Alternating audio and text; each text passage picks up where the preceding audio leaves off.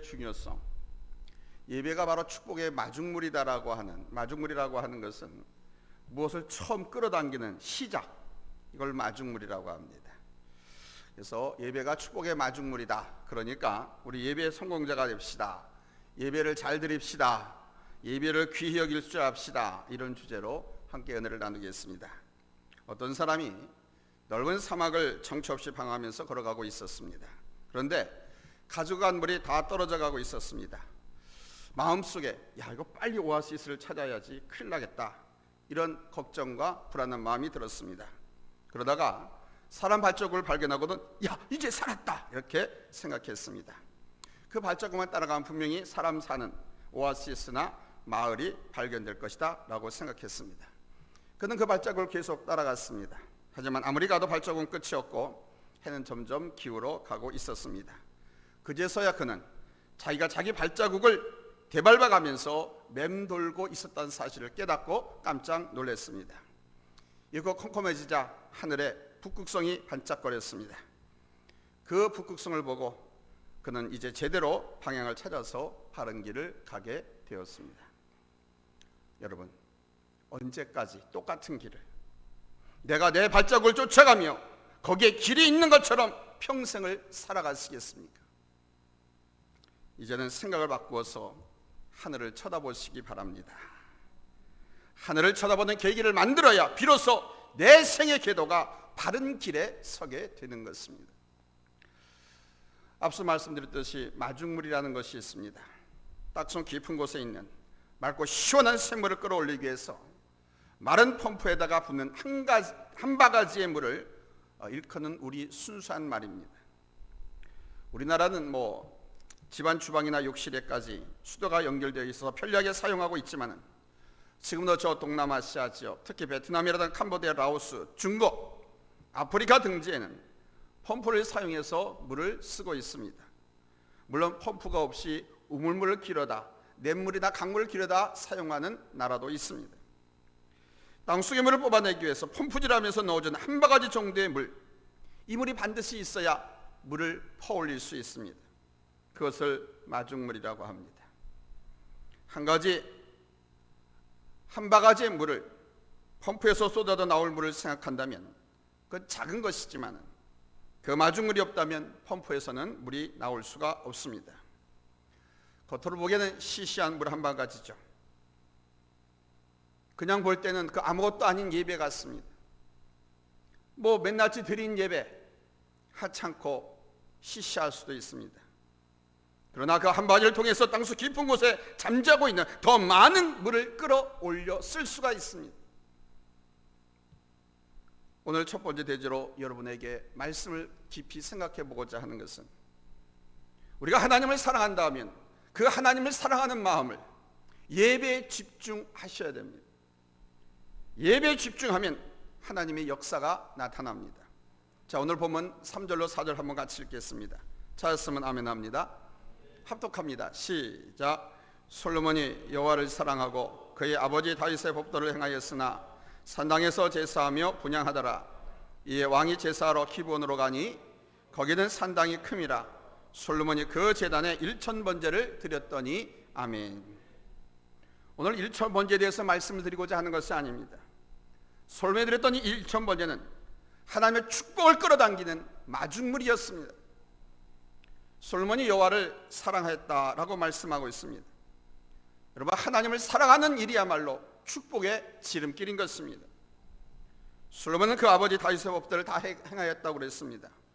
즉 하나님 말씀에 순종했던 것입니다. 아직 예루살렘의 성전이 만들어지지 않았기 때문에 기본 산당에서 하나님께 제사를 드렸습니다. 솔로몬이 그 제단에서 1000번제를 드렸다라고 말씀합니다. 말이 쉬워서 1000번제이지 1000번제를 드리려면 보통의 노력과 수고로는 불가능합니다. 웬만한 고관 대작도 할 수가 없습니다. 워낙 많은 돈이 들어가는 거라서. 황소 1000마리가 들어가는 제사입니다. 그러니 웬만한 부잣집도 하기가 어렵습니다. 솔로몬이 첫날 동안 매일 하루 한 번씩 3년에 걸쳐서 이 번제를 드렸다, 이렇게 보기는 매우 어렵습니다. 솔로몬이 왕이 되자 기본 산당으로 올라간 이유는 바로 그곳의 산당이 전국에서 1,000개의 번제물을 헌당할 수 있을 정도로 큰 장소였기 때문입니다. 1000일 동안 매일매일 바쳤다고 하는 것은 솔로몬의 1천 번제하는 그 뜻이 맞지 않습니다. 솔로몬이 제사장도 아니고 매일매일 3년 동안 정치 안 하고 번제에 드린 일에만 골몰했다고 하면 이스라엘 왕국은 솔로몬이 왕위에 등극하기도 전에 망했을 것입니다. 1천 번제는 1,000일 동안 1,000번의 희생을 드렸다는 의미가 아니라 1,000마리의 소를 불로 태워서 하나님 앞에 드렸다는 것을 의미하는 것입니다. 역대하 말씀에도 보면 솔로몬이 회중과 더불어 나가서 여호와 앞 곧 회막 앞에 있는 놋제단에 솔로몬이 이르러 그 위에 1,000마리 희생으로 번제를 드렸더라 이렇게 밝히고 있습니다. 또한 역대하 29장 21절 말씀과 역대하 7장 4절로 7절 말씀에도 보면은 솔로몬의 제사를 다른 성경 구절을 보더라도 1,000마리의 생축을 태워서 제사를 드렸다. 그러나 그것이 1,000번이었다라고 말하지 않습니다. 우리는 이렇게 이해해야 됩니다. 그러니까 솔로몬의 처자 형편이 1,000마리의 번제물을 드릴 만큼 절실했고 간절했다는 겁니다. 이 1,000 번제물을 다 하나님 앞에 불러 태워 올려드릴 때까지 기간이 얼마나 걸렸는지 모릅니다. 하루에 10마리를 태워드렸는지 하루 종일 한 마리를 태워드렸는지 모릅니다. 그러나 번제로 하나님 앞에 태워 올려드릴 때 하나님을 만나는 역사가 있었습니다. 바로 그 제물에 하나님의 능력을 체험하고 이스라엘 민족을 부강한 나라로 통치하기 위한 하나님의 축복을 끌어당기는 마중물과 같은 것이었기 때문입니다. 우리가 살면서도 어떤 일을 추진할 때 하면 하고 못하면 못하고 뭐 대충 뭐 이런 마음 자세로 가지고는 인생을 성공적으로 살 수 없습니다. 사람이 성공하려면 선택과 집중을 잘해야 합니다. 무엇을 선택하고 거기에 집중하느냐에 따라서 그 사람의 운명이 결정됩니다. 집중하기 위해서는 집중하지 못하게 하는 방해물들, 요소가 무엇이 있는가 찾아내서 그것을 과감하게 버려야 하고 애써 또한 그것을 무시해야 합니다. 이것저것 다 챙기고 참견하다가는 아무것도 할 수가 없습니다. 솔로몬은 1,000번제를 드리는 일에 집중하였습니다. 제사를 드리는 일에, 예배하는 일에 집중했습니다. 하나님을 사랑하고 간절히 찾는 것이 축복의 기본이거든요. 솔로몬이 다윗의 법도를 다 행했다 이렇게 말씀합니다. 여기 다윗의 법도는 하나님의 말씀을 가리킵니다. 하나님의 말씀을 따르니까 하나님을 사랑하게 되고 하나님을 사랑하게 되니까 1,000번제로 집중할 수 있게 되었다는 것입니다. 아버지의 믿음의 길을 본받아서 그대로 행하였다는 말씀입니다. 가인과 아벨이나 에서와 야곱의 모습을 통해서도 이 축복과 저주는 하나님께 내가 순종하느냐 순종하지 않느냐에 달려 있습니다. 축복과 저주는 하나님의 말씀을 따르느냐 아니면 불순종하고 내 고집, 내 경험대로 살아갔냐에 따라서 결정되는 것입니다. 여러분, 하나님 말씀에 집중하십시오. 예배에 집중하십시오. 예배의 성공자가 되십시오. 응답될 때까지, 응답되고 나면 또 감사해서 예배에 집중하십시오. 예배의 성공자가 인생의 승리자가 됩니다. 예배가 축복을 끌어당기는 마중물인 것입니다. 그 어떤 예배 하나하나도 하찮은 것이 없습니다. 두 번째는 하나님께 집중할 때 응답하시는 분이시라는 것입니다. 본문 5절 말씀 같이 읽겠습니다. 시작. 기본에서 밤에 여호와께서 솔로몬의 꿈에 나타나시니라. 하나님이 이르시되 내가 내게 무엇을 줄꼬 너는 구하라. 솔로몬이 기본 산당에서 이 1,000번제를 1,000마리의 소를 불러 태워드리는 이 제사를 며칠간 드렸는지 정확히 알 수가 없습니다. 성경에 안 나와요. 1년 365일 계산에 1,000마리니까 뭐 하루에 한 마리씩 하지 않겠느냐 이렇게 말합니다. 하루에 한 마리씩 하면 기본 산당에 할 필요가 없습니다. 기본 산당은 한꺼번에 수십 마리를 태워드릴 수 있는 번제단이 있었습니다. 전국에서 가장 큰 산당이 있었기 때문에 솔로몬이 그 산당을 선택한 것입니다. 그래서 며칠간 드리는지 알 수가 없어요. 그런데 번제를 드리고 솔로몬이 잠을 자는 동안 하나님께서 나타나셨습니다. 그동안 번제를 드리면서 그 죽는 소는, 불로 태워지는 그 소는 범죄한 나 자신을 가리키는 거거든요. 그러니 번제를 드리면서 얼마나 많이 회개했겠습니까? 정결한 마음을 달라고, 깨끗한 마음을 달라고, 정결한 마음을 달라고, 하나님의 말씀을 즐겨 순종할 수 있는 믿음을 달라고 얼마나 기도 많이 하고 회개했겠습니까? 그렇게 제사를 드리는 동안 솔로몬의 마음이 아주 깨끗하게 정리가 된 것입니다. 우리 주님도 마음이 청결한 자는 하나님을 볼 것이라고 말씀하셨습니다.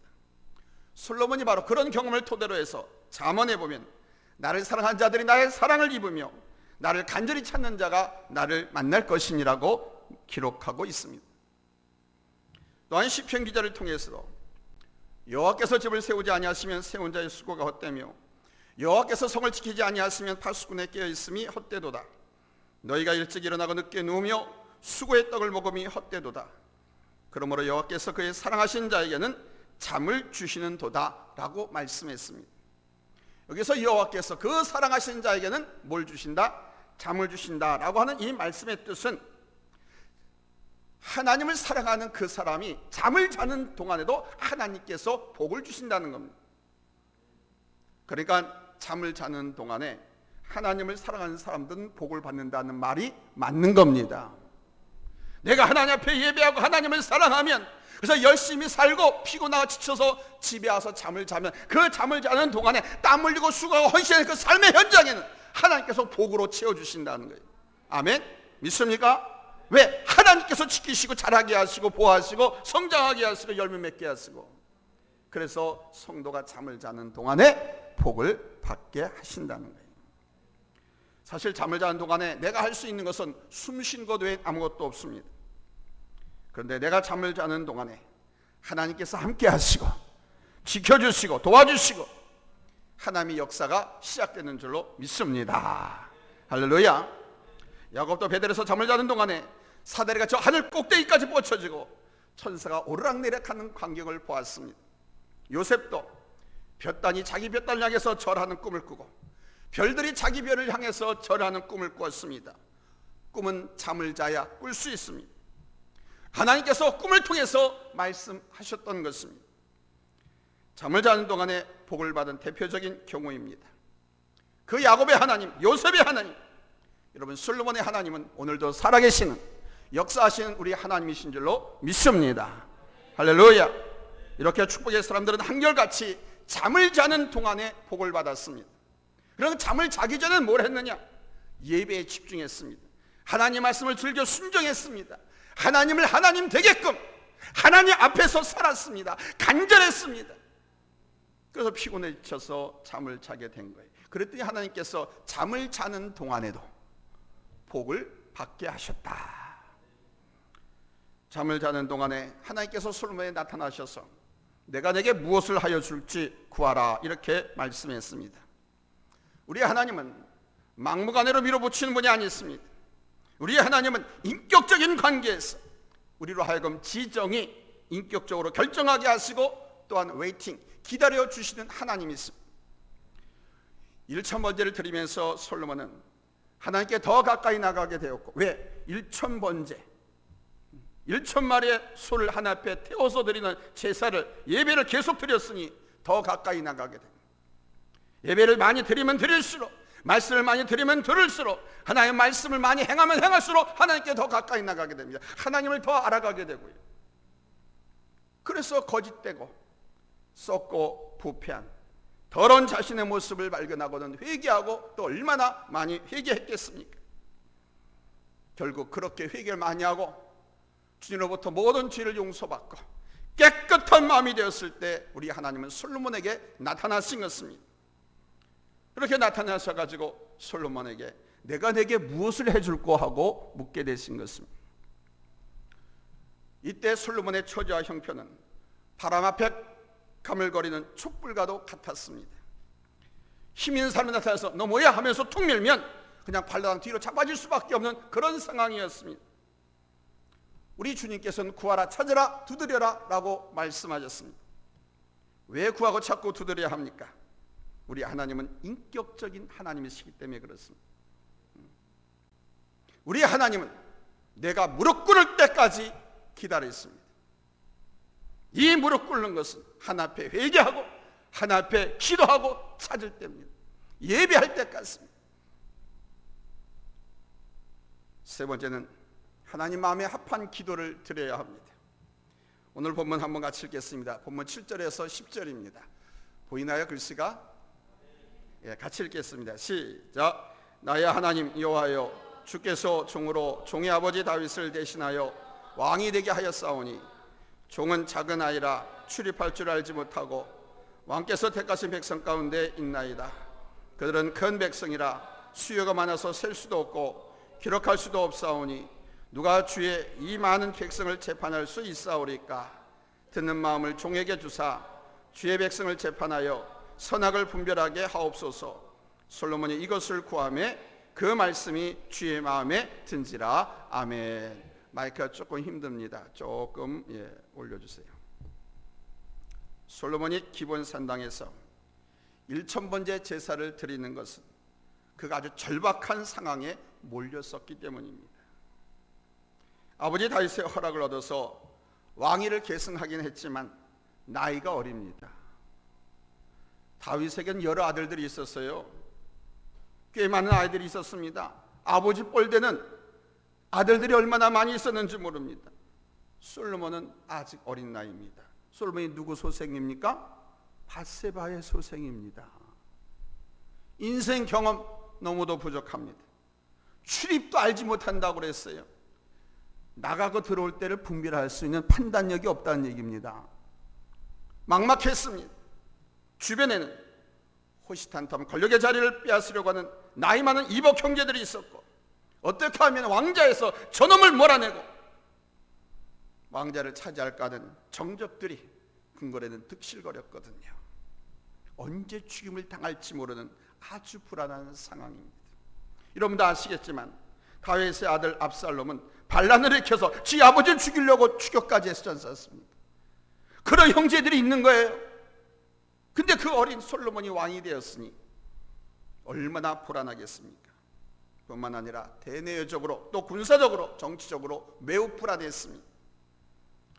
이때 솔로몬이 하나님 앞에 제사를 드리면서 하나님 앞에 요구한 기도 제목이 있었습니다. 그것은 다른 것이 아닙니다. 부도 아니고 권력도 아니고 재산도 아니고 지혜로운 마음을 달라고 기도했습니다. 여기 지혜를 달라고 하는 것은 선과 악을 깨닫기 위해서 듣는 마음을 달라는 것입니다. 한번 따라서 합시다. 듣는 마음을 달라. 왜 솔로몬이 이것을 달라고 기도했느냐? 잊지 마십시오. 인생을 사는 데 있어서 잘 듣는 것이 가장 중요한 겁니다. 잘 알아들 수 있는 것이 그 사람의 능력입니다. 잘 알아듣는 것이 실력입니다.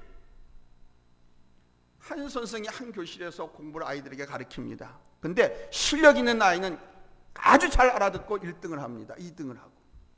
근데 실력이 없는 아이, 능력이 없는 아이는 선생님이 아무리 가르쳐도 못 알아듣습니다. 이해 못합니다. 시험 보면 빵점입니다. 그래서 잘 알아듣는 것은 실력입니다. 듣고도 무슨 말인지 모르면 여러분 얼마나 답답하겠습니까? 그래서 제대로 바로 알아들을 수 있는 것이 지혜인 거예요. 말씀을 듣고 적용시켜서 내 삶의 변화가 나타난다면 그것이 지혜로운 것이죠. 백성들의 마음을 얻는 것은 지도자로서 가장 큰 고민일 것입니다. 솔로몬이 백성들의 마음을 얻는 것이야말로 가장 먼저 해결해야 할 문제였습니다. 이 문제를 해결하지 않고 대통령 5년 동안 임기를 다 책임지겠다고요? 천만에 만만에 말씀. 국민들의 마음을 얻지 못하면 그는 도중에 탄핵을 받아서 내려올 수밖에 없습니다. 백성들은 국민들의 마음을 얻어야 돼요. 뭐 백성들의 국민들의 마음 신경 안 쓴다고요? 그러면 대통령을 하면 안 됩니다. 지도자가 될 수가 없는 거예요. 내 생각, 내 고집대로 그냥 밀어붙이겠다고요? 그는 지도자의 자격이 아닙니다. 바로 솔로몬이 그 백성들의 마음을 얻는 그 능력, 그것을 구하고 하나님 앞에 기도했던 것입니다. 우리 자녀들 중에도 부모님의 마음을 헤아릴 줄 아는 자녀가 있는가 하면 철이 없고 어려서 자기밖에 모르는 자녀도 있습니다. 아이를 낳아서 키우면서도 말입니다. 자신만 아는 아이보다 부모의 마음을 알아차리고 거기에 맞게 생각하고 말하는 아이는 얼마나 대견스러운지 뭐라도 있으면 하나 더 주고 싶습니다. 내 개인의 이익보다 공익을 먼저 생각하는 마음이 바로 우리 하나님 마음에 합한 것입니다. 그런 마음이 주님의 마음을 감동시키는 것입니다. 거기에 믿음의 역사가 나타나는 것입니다. 왜 예배에 집중해야 되느냐? 왜 예배가 축복의 마중물이냐? 예배에 바로 전무후무한 우리 하나님의 축복이 있기 때문에 그렇습니다. 오늘 보면 11절로 12절 말씀 한번 다 같이 찾아 읽겠습니다. 찾았으면 큰 소리로 아멘 합니다. 합독하겠습니다. 시작. 이에 하나님이 그에게 이르시되 내가 이것을 구하도다. 자기를 위하여 장수하기를 구하지 아니하며 부도 구하지 아니하며 자기 원수의 생명을 멸하기도 구하지 아니하고 오직 송사를 듣고 군멸한 지혜를 구하였으니 내가 내 말대로 하여 내게 지혜롭고 총명한 마음을 주노니 내 앞에도 너와 같은 자가 없었거니와 내 뒤에도 너와 같은 자가 일어남이 없으리라. 아멘. 솔로몬이 지혜를 구하게 된 것은 누구를 사랑하였기 때문이다고요? 자기 어머니를요? 아버지를요? 하나님을 사랑하였기 때문에 지혜를 구하게 된 것입니다. 다윗의 법대로 행하다 보니까 뭐가 시급하고 뭐가 중요한지 알게 되었습니다. 그래서 그는 오래 사는 장수도 구하지 않았습니다. 나라를 경영하고 통치하려면 많은 물질이 필요합니다. 경제적인 어려움을 해결하지 못하면 민심이 떠나고 리더십을 발휘할 수 없게 돼서 권좌에서 쫓겨나게 되어 있습니다. 다윗은 자기 원수의 생명을 멸하기도 구하지 않았습니다. 솔로몬 주변에는 솔로몬을 싫어하고 미워하는 원수들이 있었다는 증거입니다. 그러나 솔로몬은 그것에 개의치 않고 지혜로운 마음을 달라고 구했습니다. 하나님께서 솔로몬에게 지혜롭고 총명한 마음을 주셨습니다. 지혜롭고 총명한 마음, 다시 말하면 위스덤, 지혜라고 하는 것은 이 세상을 올바르게 살아가게 하는 원동력, 힘이 되는 것입니다. 전에도 후에도 너와 같은 자가 없겠다라고 말씀하셨습니다. 이러한 축복을 받게 된 원인이 있었습니다. 그것은 솔로몬이 하나님께 드린 1,000번제의 제사였습니다. 예배였습니다. 솔로몬이 어린 나이에 왕자를 물려받았어요. 그냥 하루하루 절박한 마음으로, 간절한 마음으로 하나님께 구하고 또 구했습니다. 내가 할 수 있는 최선의 것을 가지고 하나님 앞에 번제로 드리면서 하나님 마음에 합한 사람이 된다라고 하는 것은 하나님을 얻는다는 뜻입니다. 하나님을 얻는다. 특별히 우리는 40일 작정 기도를 하는 경우도 있고요, 일주일간 특별 새벽 기도를 하는 경우도 있고, 부흥회를 하는 경우도 있고, 영적 대각성 집회를 하는 경우도 있습니다. 100일 작정 기도를 하는 경우도 있죠.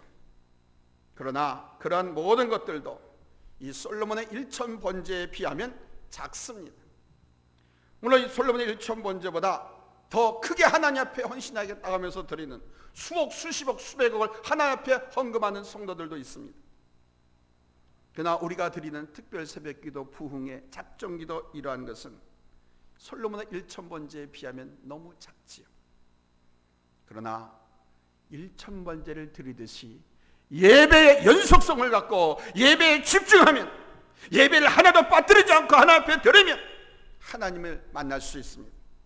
하나님의 음성을 들을 수 있습니다. 그 하나님의 음성을 들을 때 알아들을 수 있는 지혜를 하나님께서 주십니다. 예배를 드리는 동안 살아계신 하나님을 만나게 될 것입니다. 그래서 예배는 은혜의 저수지로부터 능력과 기적을 끌어당겨서 풍성한 삶을 살아가게 하는 마중물인 것입니다. 여러분, 은밀하게 기도하십시오. 환경이 바뀔 줄로 믿습니다. 무릎으로 기도하십시오. 응답을 받을 줄로 믿습니다. 부르짖어 기도하라, 간증이 있으리라. 눈물로 써 기도하라, 보좌가 흔들리라. 중심으로 연속적으로 예배에 성공하라. 하늘문이 열리게 될 것입니다. 기도하겠습니다.